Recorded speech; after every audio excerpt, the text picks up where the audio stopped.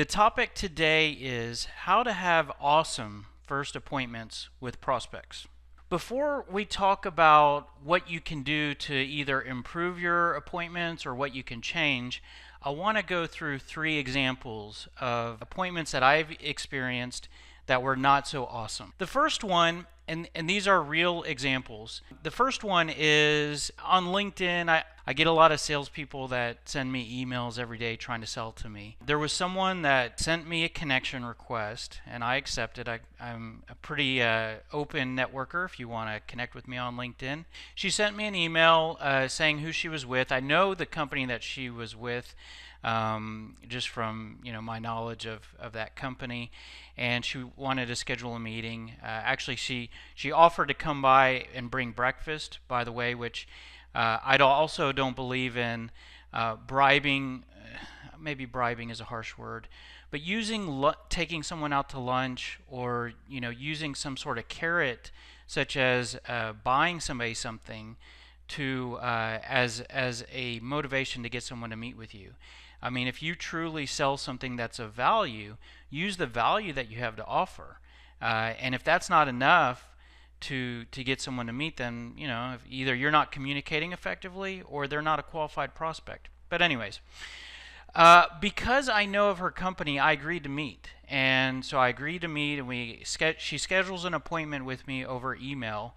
And then when the appointment happens, she comes out and she brings her manager or whoever she was scheduling. He was the person that she reports to, and they came out to my office and we sat around the table and we spent the next 50 minutes. They handed me a binder and they spent the next 50 minutes talking about the services that they offer. And then the remaining 5 to 10 minutes of the hour were spent. They started to ask some questions about me. So the problem with this appointment is that they did not know anything about me. I mean, when she set the appointment, it was just a quick exchange in email. Surprisingly, I accepted the appointment. Maybe surprisingly for her, and I normally don't do that. But there was a reason why I wanted to talk to them, and they didn't know that reason. The appointment was all about them. They showed up, gave me the binder, and it was, this is what we do, this is how it works, this is what we offer. That message, so not only was it an all about me message, they didn't tailor that message or what they offered to my needs because they didn't know my needs. And to be honest with you, I was not, the company was an HR services firm, and there was an HR sort of benefits reason that I wanted to meet with them. But technically, I didn't fit well with them from an employee count perspective, and they didn't know that. And here it was a face-to-face, so not only did they spend an hour meeting with me, they spent time driving over to my office. She wanted to spend money on buying breakfast, but I told her not to. And so think about all that waste. And while I was kind of interested in learning more, so it wasn't a complete waste of time for me because I was kind of gathering information, for something I might change down the road. But it was a total waste of time for them. They could have saved that time and either spent that with a better prospect or spent that time looking for better prospects. And so they wasted that time. But I'll label this not so great appointment as the show up and throw up. Because they showed up and they handed me a binder and we started flipping through it. It was just all about their product. Example number 2 is a client that is an example, and I can kind of group multiple clients that I worked with into this category. And I represent SalesScripter today, but another organization that I founded before SalesScripter was an appointment setting business, and we did cold calling, which, by the way, that's where a lot of the SalesScripter tactics and technology and methodology come from. Is I used to have people that would cold call all day and set appointments. Now, we were really good at setting appointments. We had a laser focused, really good script that would get appointments with CEOs, with managers. We would be on the phone with them for a couple minutes and we would set an appointment. Now, we would pass over these appointments to the company, the clients that hired us. They would go on the appointment, and then they would come back to me and say that wasn't any good. They would walk in, and I'll label this as order taking mode. They think that, okay, because this prospect agreed to meet with me, I'm going to walk in there and it's going to be a layup. I'm going to basically answer their questions, and most likely they'll be, I'll be able to create a lead or close the deal. The problem here is that salespeople sometimes assume that the hard work is done setting the appointment, that it's just smooth sailing from there, or there's not a lot of preparation or work needed.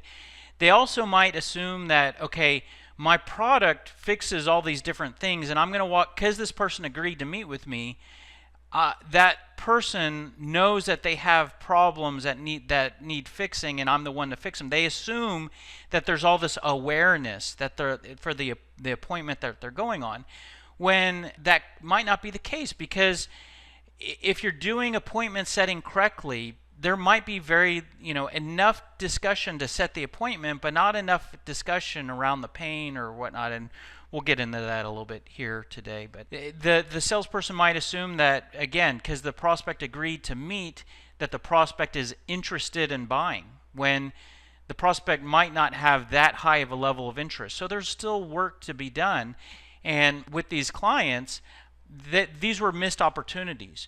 We were prepared and we were effective at getting the appointment, but the salesperson did not do what they needed to do to capitalize on that opportunity. And true, some of the leads, I mean, hey, it's a numbers game. So yeah, you're going to, even if you do everything right, just like, dating or anything in life, even if you're doing everything right, there's a certain percentage that are not going to work out correctly. If you don't handle your appointments correctly, just because the prospect was lukewarm or didn't tell you exactly what you need to hear, that doesn't necessarily mean it's a dud. Maybe you didn't do what you need to do. So, and we're going to talk about what you need to do here today, and by making your appointments awesome. The last example, and I'm going to put this one on my shoulders. This is an example of me going on not so great appointments. And this actually goes back to early in my career when I transitioned from really kind of inside sales to being an outside salesperson. And I remember this really, I had like a region, and I could maybe think of different examples, but I'll just kind of, I pulled like one road trip together for this example, which is, I decided to go take a road trip, around the region and schedule a set of appointments. What I did is I cold called into my existing clients and set appointments, and I called like all the warm leads or past leads that never became clients and set appointments. And I went on these appointments kind of relying on my product knowledge. When you're a salesperson, the bulk of the training you get is on your products. And in this particular role, most of my jobs, I sold technology products, and they were always usually pretty cool stuff. You would get trained on the new version, and it can do all these cool stuff and cool things. And whether or not you were biased or not, you have some level of pride and you have some level of knowledge there. So, hey, you know what? If a prospect, especially a current or past client or current or past lead, is willing to meet with you, hey, you can just walk in there with all this product knowledge in your head, and you're a human being, and you have some years of experience, and you have a decent head on your shoulders, so you can walk in there and you can ask a couple questions and see where the conversation goes and try to get the conversation to where you're talking about all these cool products and maybe sell something, right? So I'll label this not so great example as winging it.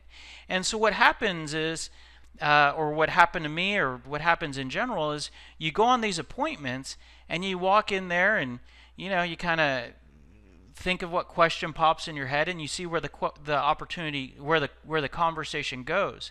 And what I would say is, I have here in the bottom third box is the end result is half of the meetings went okay and half were not real productive, and that might even be a little generous. I ended up going on this road trip and had a bunch of meetings, and my calendar looked good, and I could report back a decent report back to my manager. But at the end of the day, I didn't make a great impression, because there was like a lot of and thinking of the next question to ask or where to take a conversation.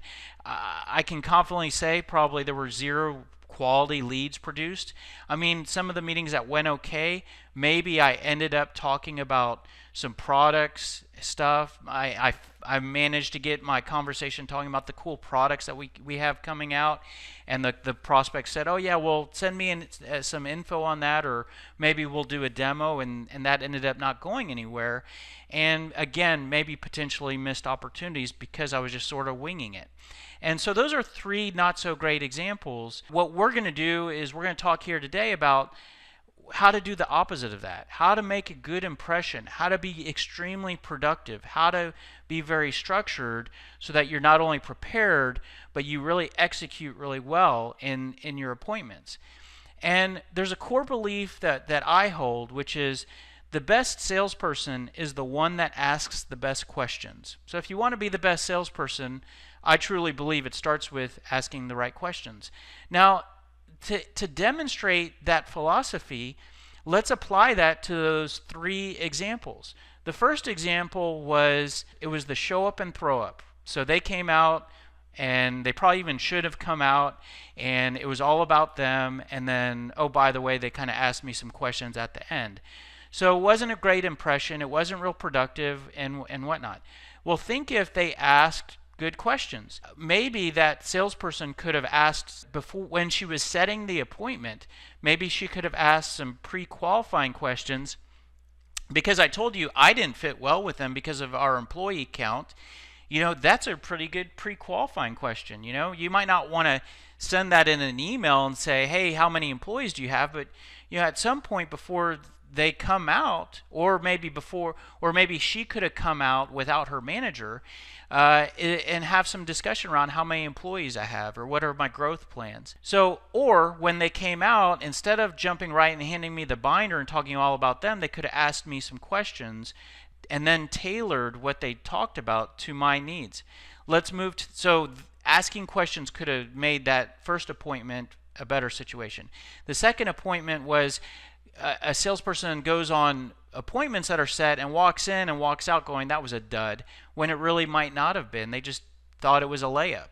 Well, hey, you know what? Maybe they walked in there and the prospect wasn't saying, I need what you sell, but let's say that salesperson asks questions that are centered around the pain points that salesperson helps to fix. And what they end up doing is identifying that there are indeed pain points or problems. Maybe the pain exists, but the prospect doesn't know it, which would be called latent pain. Something is not working as well as it could be, but you don't know it. And the salesperson could help uncover challenges. And if they don't ask those good questions, the meeting doesn't go anywhere, because they're expecting basically the prospect to do all the work. And they walk out saying, what a waste of my time. They ask good questions, maybe a percentage of those turn into leads.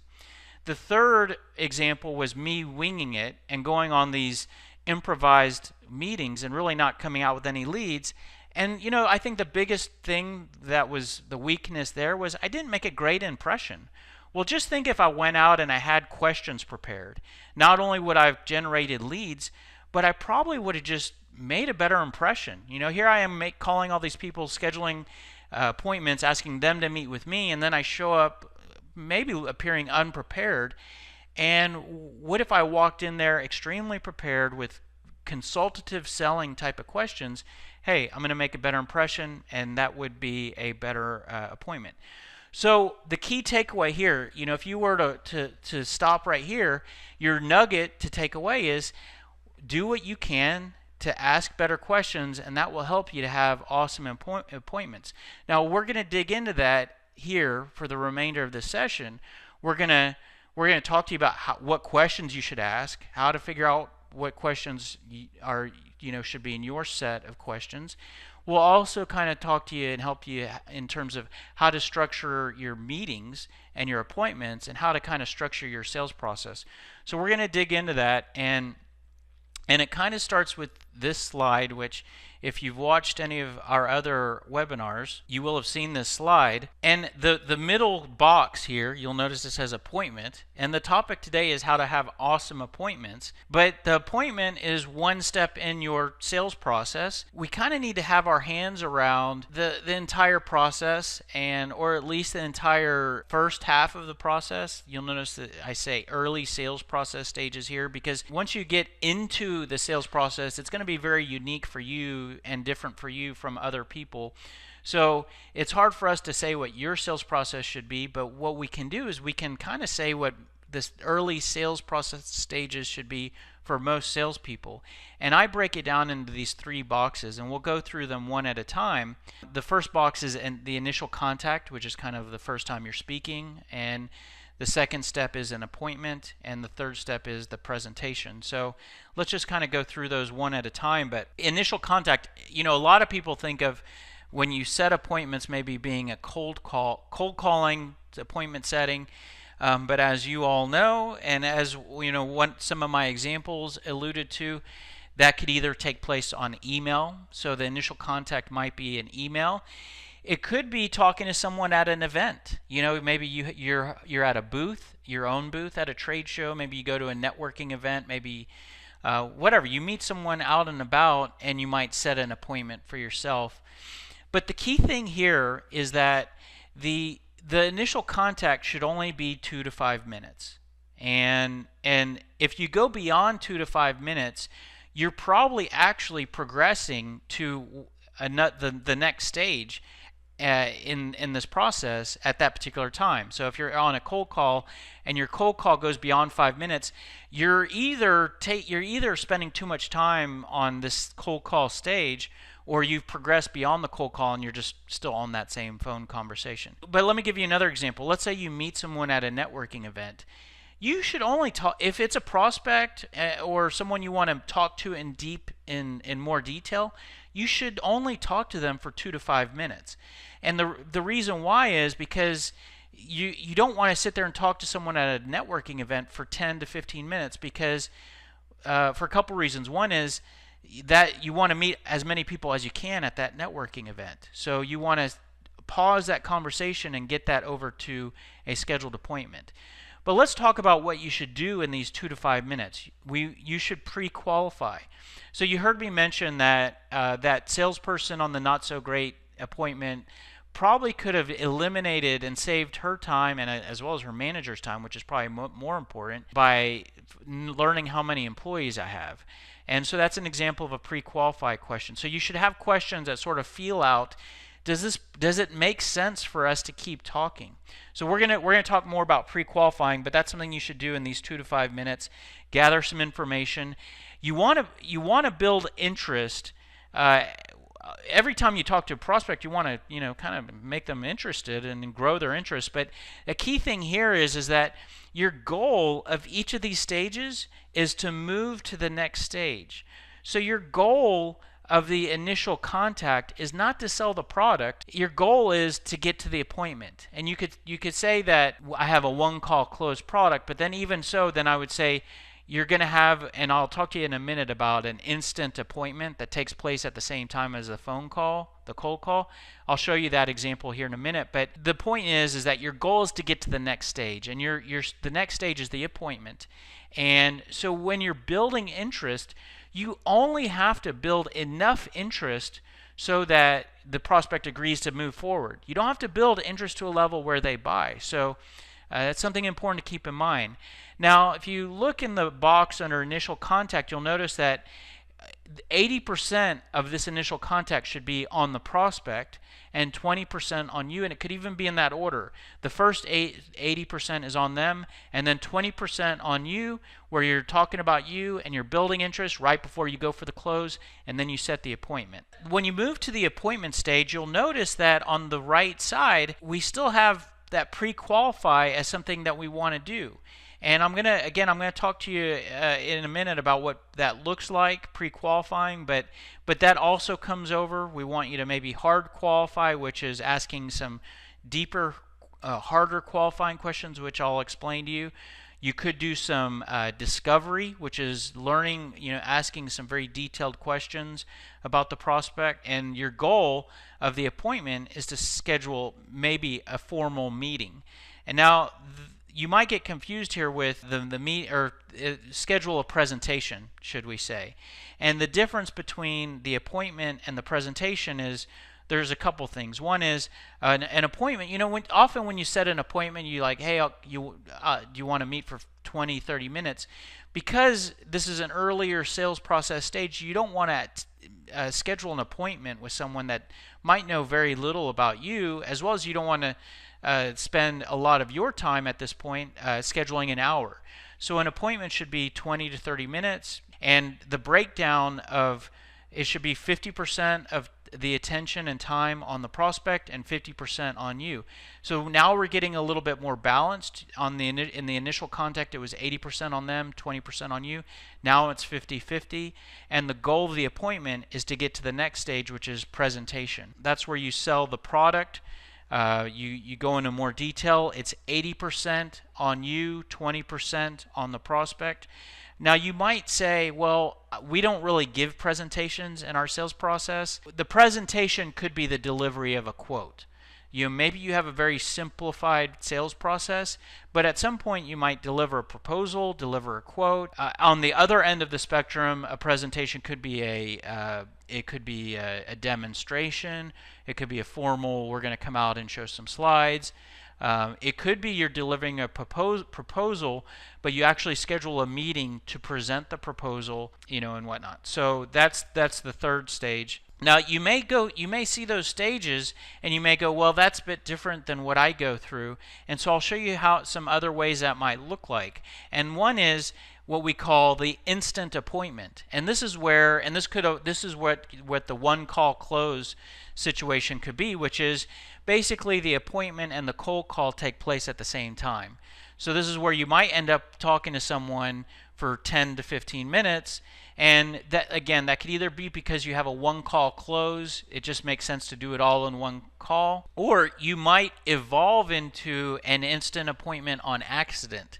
And let me give you an example of that. You have a cold call script, or you're trying to have a very short cold call, but the prospect asks you some very good questions. They say, well, how much does it cost, or how does it work, or what is your transition setup like, or whatever. And you get excited because you've been prospecting and you've been rejected a lot, and now you actually have a prospect who's showing you some interest. And so you jump at this great opportunity. You start just going into all this detail, answering all their questions, and you end up talking to them for 10, 15 minutes. And this is an instant appointment.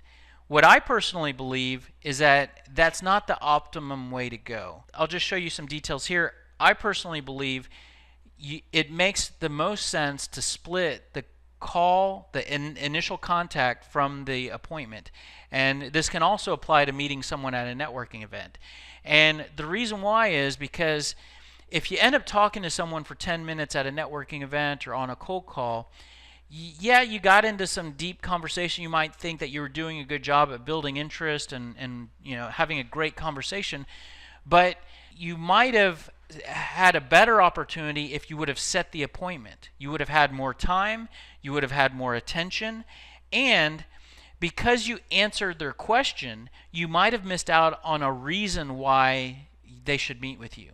And so a great example of how to do this is, let's say they're asking you some good questions. Resist that urge to answer all their questions and be aware of those 3 stages that I mapped out. See, this is an example why visualizing and understanding those different stages and knowing where you are is important, because you know that the goal is to get to that next box, that appointment box. And so when you're hearing all these good questions and you know that you're kind of expiring on the 2 to 5 minutes of your initial contact, you can say something like this, which is at the bottom of the slide. Hey, you know what? I tell you, you're asking really good questions, and I actually would like to talk to you more about this in detail, and and go through those answers and answer them sufficiently. And I've called you out of the blue. I tell you what, do you have? We could either spend 20 minutes right here, and we can go through all your questions, and that's all it would probably take is 20 minutes? Or should we stop and put 20 minutes on the calendar, and depending on whether you meet in person or virtually, you arrange that. So that's how you kind of stop, pause, and set the appointment. And if you do this without answering their questions, what you're doing is you're saving that as an opportunity for, it's like a carrot, okay, well, meet with me and I'll answer those questions.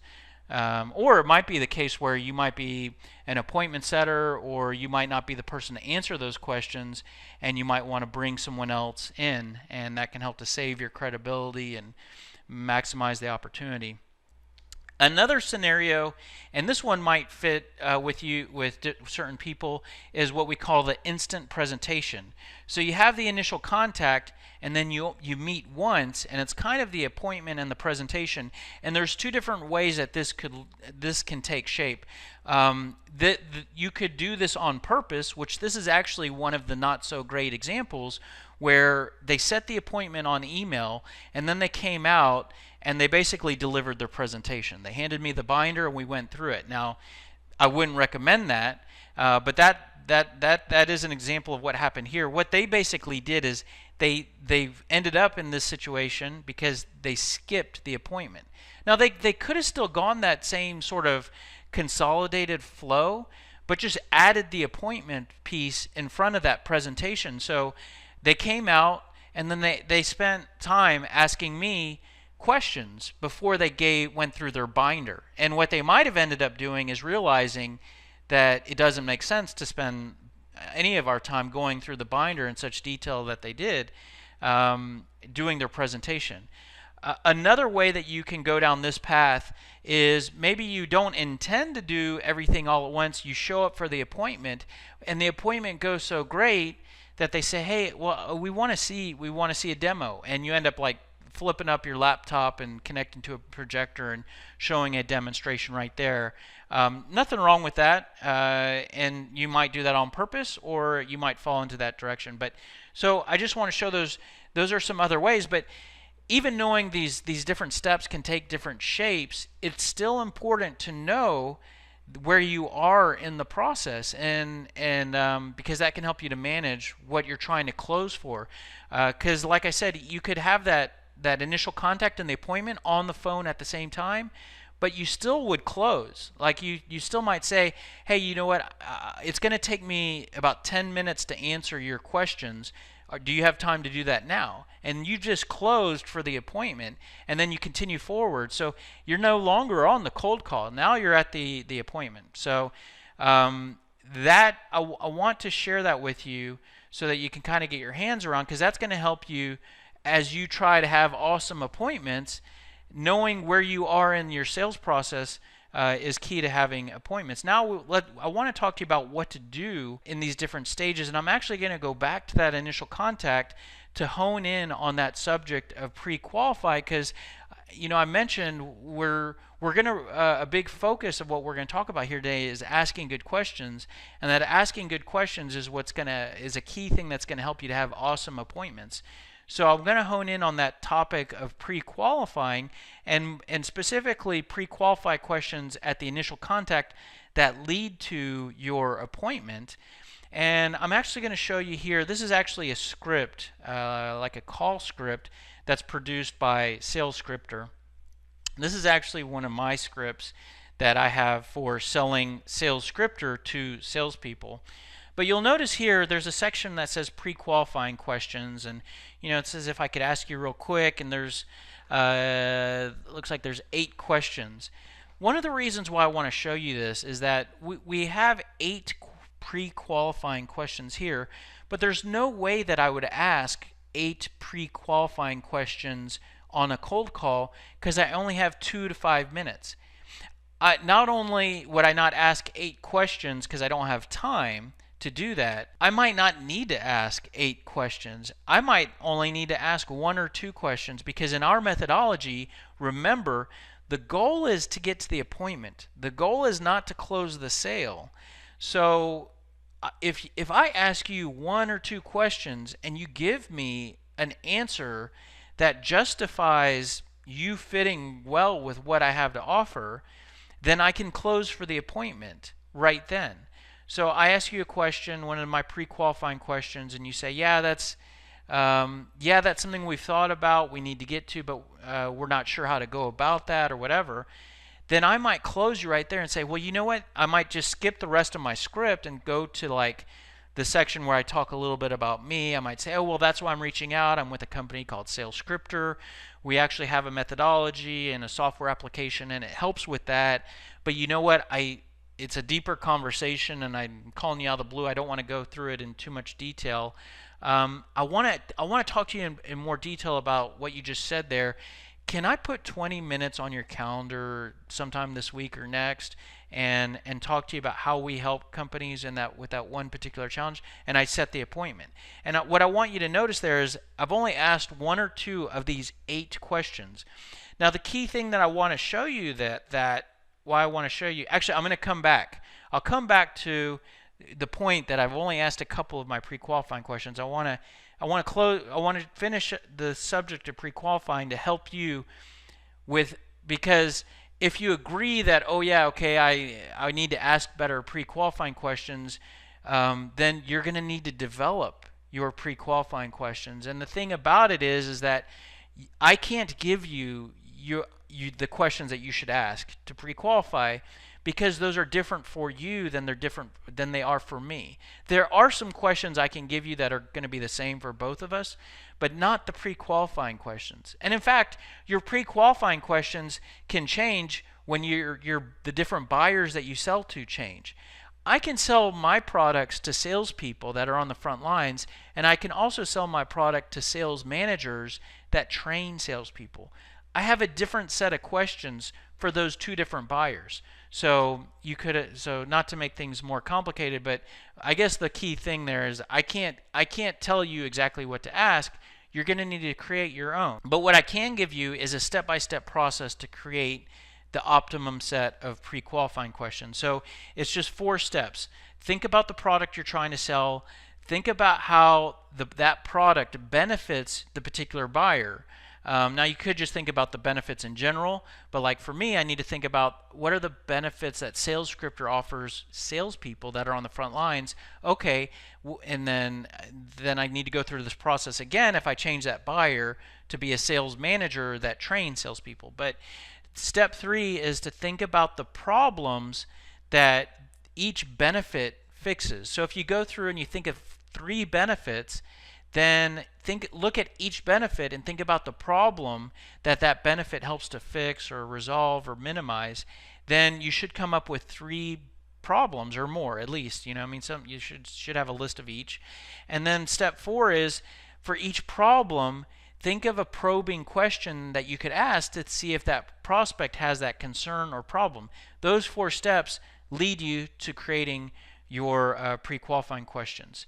So something that Sales Scripter can help you with is taking you through that process, and not only does it kind of help to sort of guide you through going through each of those steps, but each time you plug in your answers, whether it's your benefits or your problems or your questions, the software then plugs all those answers to create your call scripts and your meeting scripts and whatnot. And speaking of making your awesome appointments, let's move on to drilling into that appointment stage. So if I go back here, notice that pre-qualify continued. That pre-qualify step comes over. And I'm going to go back to my discussion around that I only asked you a couple questions on the cold call when I set the appointment, which means I still have 6 pre-qualifying questions left. Well, here's where I go through either the whole list or I go through the questions that I didn't get a chance to ask. Because yes, the 2 questions I did ask helped me to set the appointment, but I still might want to, I probably should find out your answers to those other 6 questions because they're really important. And they're really good conversation, and they'll make a really good impression, and the appointment's going to be 20 to 30 minutes, 50% on you, 50% on me, you being the prospect. And so in that 50%, I'm going to start out by asking those pre-qualifying questions. So now I'm gonna what I have here is this is actually the first appointment script that's produced by SalesScripter. You know, a lot of people, when they think of SalesScripter, they think of inside sales and they think of cold calling, or when they think of a sales script, they think of inside sales and cold calling. But you know, you can benefit from having a script, and it doesn't have to be something you read from. You know, you don't have to walk into an appointment and read, hey, you know, nice to meet you, you know, whatever. Although in this appointment script, I do have some intro questions to give you, you know, some suggestions of things that you could ask to warm up the conversation. But the key thing here is there's definitely a place in your appointments for having a list of questions to ask. And you know what? Even if you're sitting face to face and you open your portfolio and you have a printed document with a list of questions and you look at that document as you're asking questions, you know what? I personally think that makes a good impression. That shows you're prepared. You are a consultant, not a salesperson. You are very organized. And so, you know, some people might think the exact opposite, that working from a document or a tool makes you look junior. Anyways, so this is actually a document that SalesScripter produces. It's your first appointment script. The second box here has those 8 pre-qualifying questions again. Maybe I could go back to the discussion that we had on the cold call that set the appointment, or I can go through these and maybe ask some of the ones that I didn't get a chance to get to. And so I'm going to learn more about the person. If you go through our process, these pre-qualifying questions are aligned with pain points that you help to fix. That's our methodology. So you should uncover really good conversation. I'm sorry, you should uncover if the prospect needs what you have. Let me give you an example of pre-qualifying questions in a very everyday example. So let's say that you sell memberships at a gym, an athletic club, and someone walks in the door and says, hey, can I take a tour of the gym, of the facility? Now, you could just say, oh yeah, let's take a tour, and here's where our sauna is and our pool and our weights. That's a product. You're basically skipping the pre-qualify stage. Now, to pre-qualify in that example would be to ask questions like this. Okay, sure. Hey, do you mind if I ask what motivated you to pop in here today? Because you know what? It could be that they're waiting for a movie and the movie theater is next door, right? So they're just killing time. Or they, you know, so what motivated you to come in here today? Hey, do you currently belong to a gym, or this would be something completely new to you? Do you have any fitness goals? What are you looking to improve? How would your life change? How would your life change if you achieve some of your fitness goals? You know, what are you hoping to get out of this? So those are really good probing questions. And based on the answers, you might identify that this person does not fit at all. They're waiting for a movie, they have no fitness goals, or they belong to a gym, and the gym that they go to they love, you know, whatever. And you can identify, okay, I need to give them this person a very quick tour, or maybe I need to tell them they're not a good fit, you know, and because think of it as though there's someone standing behind them that also wants a tour. And maybe that person doesn't belong to a gym and has very aggressive fitness goals and is very committed. So that's what these questions help you to determine. Now, you can determine a little bit of that to set the appointment, and then you want to determine more of that and get a better identify a better picture, a more complete picture in the appointment. Not only is this going to help you to protect your time, it's going to help you to generate a lead, because the answers you get back are going to help you to justify why it makes sense for them to buy from you. It's going to help you to tailor what you end up presenting to them so that you really build interest more effectively. So it's also going to help you to make a better impression. Let's go back to my regional tour where I feel like I didn't make a good impression. Think if I had, you know, very structured pre-qualifying questions, I would walk in there looking like a sharpshooter, making a good impression. Anyways, so the next step in the appointment script, and these also is examples of common problems.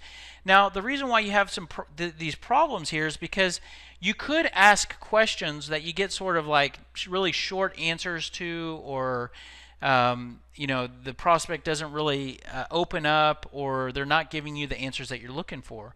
Well, the answers you're looking for are that they have challenges that you can help to fix.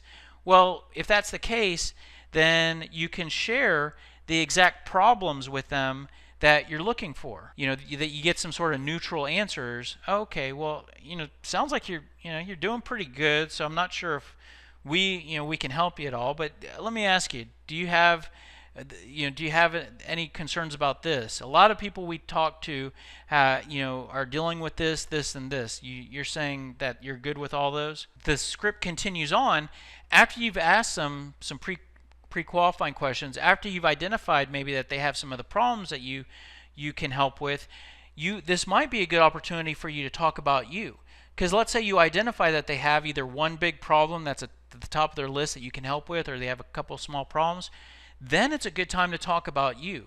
Okay, well, we help with those challenges by helping to do this, and this. We're different from other options out there in these ways.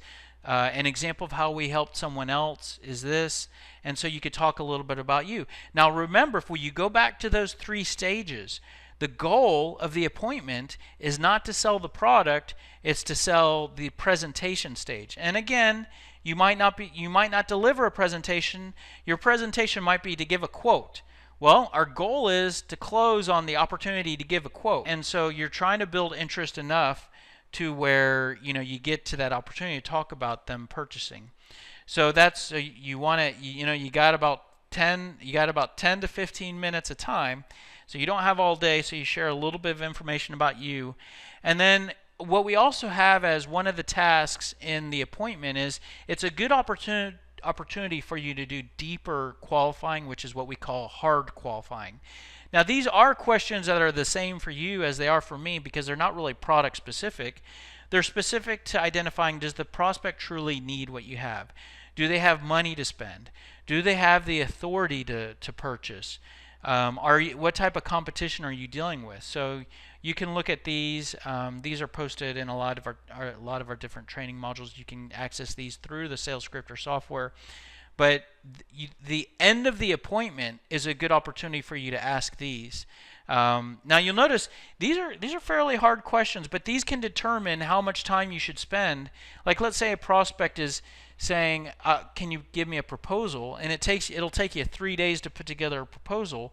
Well, you want to determine how real this deal is, and that's what these questions help you to do. Now, if I flip back to Sales Scripter, the software, there is a CRM component to Sales Scripter. Not only does it actually give you the questions to ask, but it also gives you a place to load up your contacts and to log notes and activities. And there's actually a tool that will display all those questions that I just showed you, your pre-qualifying questions that are unique to you, the need versus want, funding, authority, decision authority, whatnot.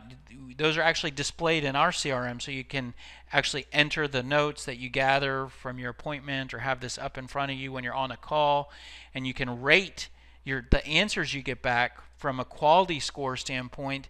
That way you can track which of your contacts are most qualified from a lead scoring standpoint, and which prospects you should pursue, so that you start to make better decisions about what prospects to focus on. Just want to sort of wrap up with a couple points. The bulk of what we want you to do to have awesome appointments is to start asking more questions and asking the right questions. Like, some salespeople think that they're being a hotshot salesperson when they ask the question of what keeps you up at night. I actually think that's a horrible question, because it's so broad. So it's not just about asking questions. It's also about asking the right questions. And so hopefully we've given you enough direction to develop your questions, and so that you can develop an optimum list of questions. But there's other preparation you could do for before an appointment. You could go, it's helpful to go look at a company's website, have a better understanding of what they sell, what they do. You could look them up on like on the internet, Yahoo Finance, Google Finance, look at any news events, look at their stock.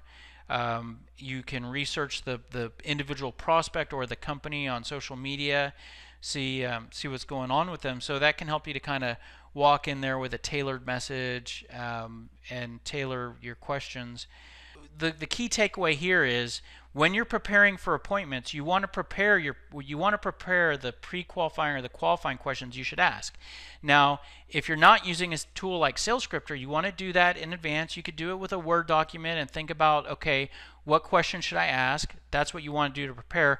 What SalesScripter will do is help you to do that very quickly. So, maybe to do it on a minimal basis. Like you go through SalesScripter and then you have all your questions. So when you're going on your meeting, you just grab them from there. You also might want to have your discovery questions structured. I'll talk about that here just in a second. And the how to structure your appointment, we hit on this a little bit, but 50% of the meeting, that 20 to 30 minute meeting, is on the prospect and 50% is on you. We've talked about pre-qualifying, so that is seeing if the prospect has pain or fits well with what you have. The topic of discovery can also take place in your appointments, and that's actually it's similar, maybe there's overlap, but it's slightly different. This is where you're really learning at a more detailed level what's going on the prospect side. So you could learn what they're using today, what they're having challenges with, what they need to work better, what agreements are in place. Your pre-qualifying questions can also overlap with that. What goals they have, what objectives they have. You could learn a little bit more about the organization, what role the prospect has, what the organization looks like in general, the decision-making process. And so hopefully that helps you with how to structure your appointment. At the end of that, you want to close. And again, your close is to get to that next step in your process. What you want to do ahead of time is probably be aware of the potential directions you could go. Like when I talk to prospects for SalesScripter, they could sign up for the software. They can go to YouTube to watch our videos. They could download our ebooks. We could set up a demonstration. So those are like 4 different directions that I could close a prospect on. Now I should know those ahead of time so that at the end of the appointment I can present those. Identify what direction to make the prospects most interested in. They might share with you some timing. So they might say, let's schedule, or if you're not able to really do a close on one of your like close them on a quote or another meeting, they might say follow back up with me. That happens a lot with appointments. It's a good appointment. They say follow up with me in 3 months, 6 months. So if that is the case, you want to clarify the timing for the follow-up. You might want to reconcile that timing with a compelling event. If you asked some of the hard qualifying questions, like, is there a date that you need to do something or make a change? Let's say the prospect says, yeah, we need to have something in place by the end of the year. And then the prospect says, well, follow up with me in 6 months. Well, maybe that doesn't match up with them having something in place by the end of the year. So you can reconcile the timing they give you with details that you gather during your hard qualifying. So you could say, yeah, sure, I can follow up with you in 6 months. I do want to just kind of ask you real quick. You said you want to have something by the end of the year.